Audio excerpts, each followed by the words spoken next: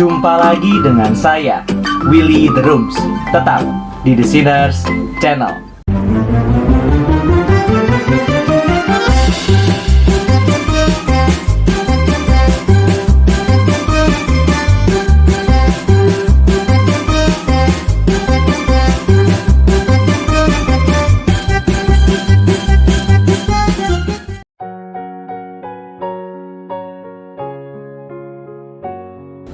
Kontras antara karma dan dosa, Hinduisme dan Kristen.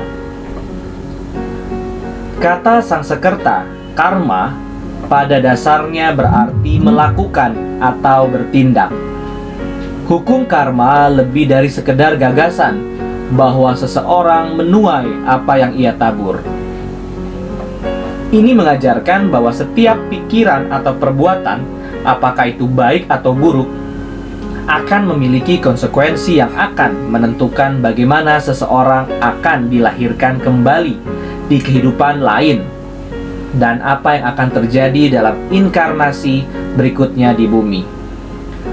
Jadi seseorang yang bertindak dengan kekerasan, misalnya, dapat dilahirkan dalam waktu yang berbeda dalam kasta yang lebih rendah dari manusia, atau bahkan ke dalam bentuk hewan yang lebih rendah, dan mungkin menjadi korban kekerasan itu sendiri selama kehidupan itu sebagai akibat dari kehidupan kekerasan sebelumnya.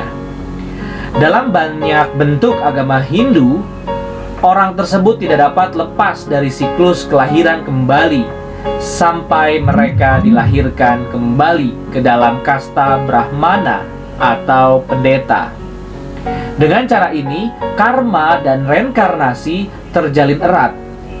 Dengan usaha yang tepat, individu dapat mencapai keselamatan mereka sendiri atau pembebasan, yang merupakan pembebasan mereka dari siklus kelahiran dan kelahiran kembali. Meskipun pembebasan itu mungkin membutuhkan banyak kehidupan untuk dicapai.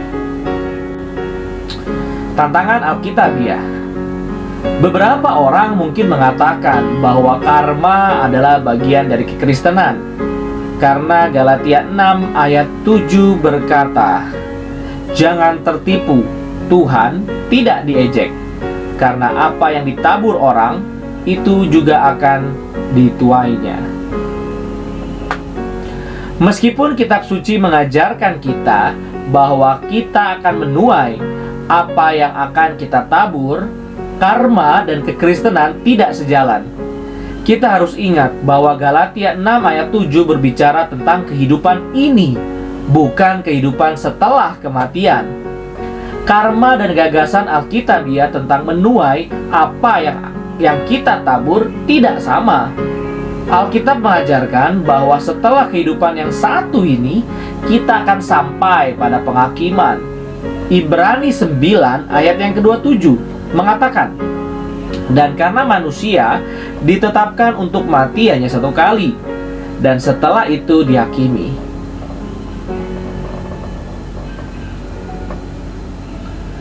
Kita perlu memahami apa itu dosa. 1 Yohanes 3 ayat 4 mengatakan,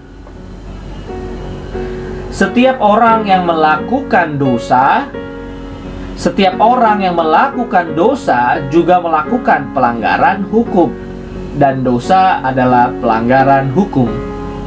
Dosa adalah pelanggaran hukum Allah. Bagaimana kita tahu jika kita telah berdosa? Mari kita ambil beberapa contoh sederhana. Pernahkah kita berbohong? Pernahkah kita mencuri sesuatu? Pernahkah kita membenci seseorang? Pernahkah kita mempunyai nafsu secara seksual terhadap seseorang yang tidak kita nikahi? Jika kita menjawab ya untuk semua pertanyaan ini, maka kita adalah orang berdosa. Hukum Tuhan melarang hal-hal seperti itu. Jadi kita bersalah karena melanggar hukum Tuhan. Yesaya 59 ayat yang kedua mengajarkan kita bahwa dosa memisahkan kita dari Allah.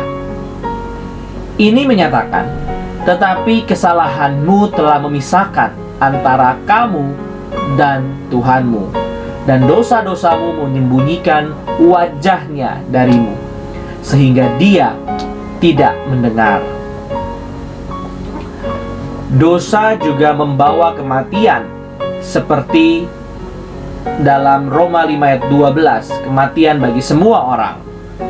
Oleh karena itu, sama seperti dosa masuk ke dalam dunia melalui satu orang, dan kematian melalui dosa, demikian pula kematian menyebar kepada semua orang, karena semua orang telah berbuat dosa. Roma 6 ayat 23 mengatakan, sebab upah dosa adalah maut, tetapi pemberian cuma-cuma dari Allah adalah hidup yang kekal di dalam Kristus Yesus, Tuhan kita. Persamaan dan perbedaan karma dan dosa. Kesamaannya, keduanya melibatkan pilihan moral. Keduanya menegaskan hubungan antara tindakan kita dan hasil yang mereka hasilkan dalam kehidupan kita sekarang. Perbedaannya, karma menurut konsep Hindu, karma tidak mempengaruhi hubungan seseorang dengan Brahman, yang merupakan esensi keberadaan dalam segala hal.